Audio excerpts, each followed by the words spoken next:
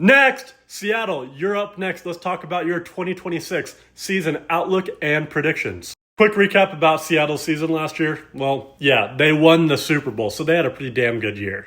What I loved about it was they did it in dominant fashion. One, they had a top 3 defense. Sam Darnold was excellent and amazing in the playoffs. And Jackson Smith-Njigba moved himself into being a top 5 receiver in the NFL. But what was more impressive about their run was they did it when they weren't even a popular pick to make the playoffs.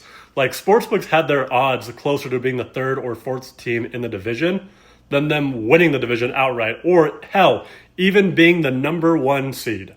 So now with the expectation Seattle has coming into this year, because they're no longer the hunters, they're the hunted, let's talk about their depth chart and what I like and what I don't like about them this year. So, 2 things I didn't love about their offseason or their roster now going into this year. 1, they lost key players, in my opinion. And look, it wasn't their fault. They had limited amount of money that they had to spend on their top echelon players, but they're going to miss players like Kobe Bryant, Tariq Woolen, Kenneth Walker, and Boye Mafe. They have the depth to replace those players, but those players were excellent in their run to the Super Bowl, so it does suck that they had to let them go for nothing.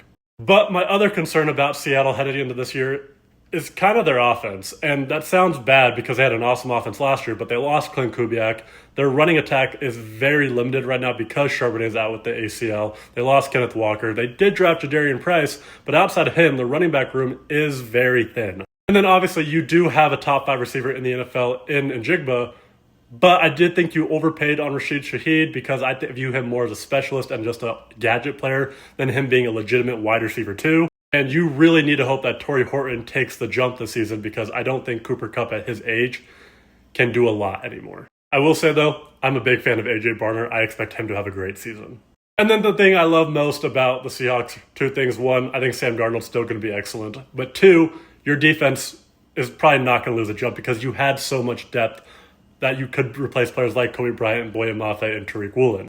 You extended Devon Witherspoon this offseason. Nick Emenwari is going to have a bigger role this season, and he's going to flourish.